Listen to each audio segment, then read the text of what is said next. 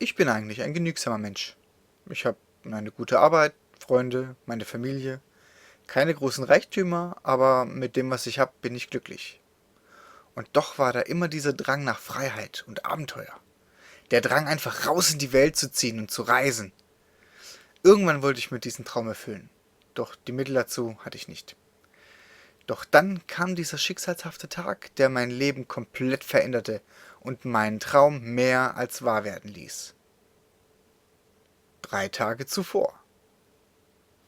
Heute ist der beste Tag meines Lebens. Warum? Passt auf. Mir ist heute etwas passiert, was ich sonst nur aus Filmen kenne. Ich war auf dem Nachhauseweg. Es war Mittwoch und an diesem Tag mache ich immer schon mittags Feierabend. Das Wetter war so lala, mit ein wenig Sonne. Mein Bus kam, ich stieg ein und fand sogar einen Sitzplatz.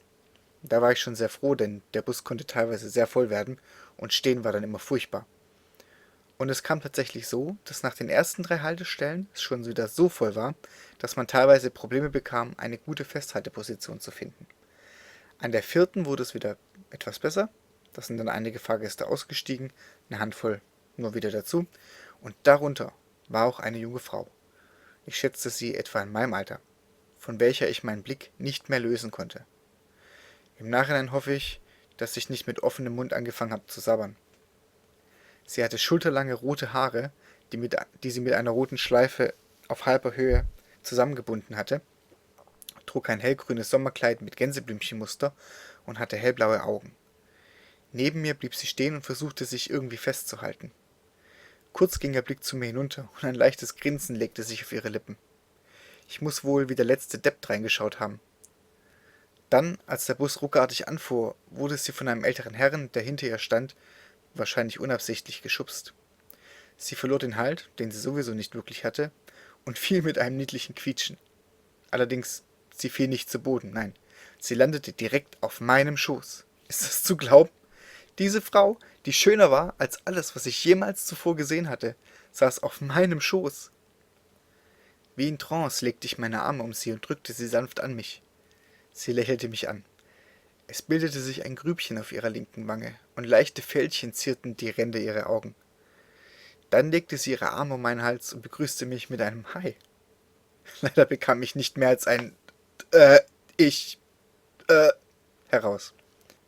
Sie fuhr mit ihrer rechten Hand durch mein Haar und flüsterte, fang an mit Hallo, mein Name ist Hallo, mein Name ist Perry. Mit den Worten, das machen wir beim nächsten Mal, aber ein wenig besser, lächelte sie mich wieder an. Mit einem leisen Quietschen kam der Bus an einer weiteren Haltestelle zum Stehen. Gern würde ich hier noch weiter sitzen, leider muss ich heraus und du müsstest mich loslassen. Erschrocken zog ich meine Hände zurück, die ich immer noch um sie liegen hatte. Mit einem Kuss auf die Wange und einem weiteren Lächeln sprang sie auf und schwebte schon fast aus dem Bus. Erschrocken fuhr ich hoch und stürzte zur Tür, welche noch offen stand. Warte, wie ist dein Name? Rief ich ihr hinterher. In der Bewegung drehte sie sich um, die Hände auf dem Rücken verschränkt und rief Anne. Damit schloss der Busfahrer die Tür, und ich merkte es jetzt, dass mich alle anderen Mitfahrenden anstarrten. 2 Tage zuvor. Wie ihr euch vielleicht vorstellen könnt, war meine Nacht nicht ganz so lang. Schließlich hatte ich die atemberaubendste Frau getroffen, die ich je gesehen habe. Aus diesem Grund wollte ich in meiner Mittagspause etwas Sonne tanken. Deswegen schnappte ich mir meine Klappliege und ging auf den Marktplatz in der Innenstadt. Bei uns in der Stadt gibt es keine großen Grünflächen und die wenigen, die es gibt, liegen meist direkt an der Straße. Der Marktplatz mit seinem altertümlichen Springbrunnen war so schön und beruhigend, da verzichte ich gern auf Grün. Außerdem war um diese Zeit nicht viel dort los. Ich baute die Liege in der Nähe des Brunnens auf, stellte meinen Wecker, schließlich wollte ich wieder pünktlich auf der Arbeit sein, und schloss die Augen. Langsam döste ich zu dem Plätschern des Brunnens dahin. Die Sonne war für diese Jahreszeit schon sehr stark und brutzelte regelrecht auf meine Haut. Dann war da plötzlich etwas Weiches und Kühles an meiner Stirn. Langsam öffnete ich meine Augen und blickte überrascht in das auf dem Kopf stehende Gesicht von Anne. Erschrocken fuhr ich hoch, blieb beim Umdrehen mit meinem rechten Fuß an der Liege hängen und wäre fast gefallen. Sie verhinderte Schlimmeres, indem sie meinen Arm packte und mich stützte. Wieder stand mir bei ihrem Anblick der Mund offen. Ich sagte doch, dass wir das beim nächsten Mal ein bisschen besser machen werden, lächelte sie. Hallo, mein Name ist Perry, stammelte ich. So weit waren wir doch schon. Ich hoffe, ich habe dich nicht gestört. Nein, du würdest mich nicht stören. Ey, ich mache nur gerade Mittagspause. Möchtest du vielleicht einen Kaffee trinken gehen? Nein, erwiderte sie, und damit wich mein Ausdruck von freudiger Erwartung aus meinem Gesicht. Ich habe keine Pause wie du, und außerdem gibt es einen Kaffee erst beim dritten Treffen. Mit diesen Worten sprang sie davon. Erst beim dritten, murmelte ich und fing an zu grinsen. Einen Tag zuvor. Der heutige Tag war anstrengend. Damit meine ich sehr viel Stress auf Arbeit. Und wenn ich Stress auf Arbeit habe, trommel ich nach Feierabend meine Freunde zusammen und wir gehen was trinken in unsere Stammkneipe. So auch an diesem Abend. Warte. Du sagst mir, du hast deine absolute Traumfrau getroffen? Schon zweimal? Und kennst nur ihren Namen? Du warst nicht fähig dazu, sie nach einer Nummer zu fragen? Meinte Jackie, meine älteste und beste Freundin. Du hast mich nicht gesehen. Glaub mir, ich war nur noch ein stotterndes, sabberndes Etwas. Also kein Unterschied zu sonst, feixte Mario, mein bester Kumpel. Und so ging es den ganzen Abend weiter. Denn Mario und Jackie waren ein Pärchen und hielten zusammen. Aber es machte mir nichts. Hatte es ja auch verdient. Aber sobald ich eine wieder treffen würde, und ich war mir sicher, dass ich das tat, denn ich ging davon aus, dass sie in der Stadt arbeitete, schließlich war ich ihr 2 Tage nacheinander begegnet, würde ich sie nach einem Date fragen. Ganz sicher. Nach Stunden des Hohns trennten meine beiden Freunde und ich uns. Sie fuhren heim und ich machte mich auf den Weg zum Bahnhof, um meinen letzten Bus zu erwischen. Es war kurz vor knapp und ich musste mich tierisch beeilen. Vorbei an der Stadtbibliothek, ums Kino rum und die kleine Steigung hinauf. Dann war der Bahnhof erreicht. Bus stand schon da, ich gab nochmal Gas, Bus schloss seine Türen und fuhr weg, als ich gerade ankam. Fassungslos blickte ich ihm hinterher. Ernsthaft? Zu allem Überfluss fing es noch an zu regnen und ich ohne Schirm. Ernsthaft? Dann merkte ich, wie etwas über meinen Kopf geschoben wurde. Als ich hochsah, sah ich einen gelben Regenschirm. Der Blick hinter mir zeigte mir den Besitzer. Anne? Sie griff nach meiner Hand und zog mich mit sich. Das ist das dritte Treffen. Komm, wir gehen einen Kaffee trinken. Verfolgst du mich? Jipp, ich laufe dir den ganzen Tag schon hinterher. Außerdem komme ich auf dem Nachhauseweg am Bahnhof vorbei. Also nicht. Okay, erzähl mir was von dir.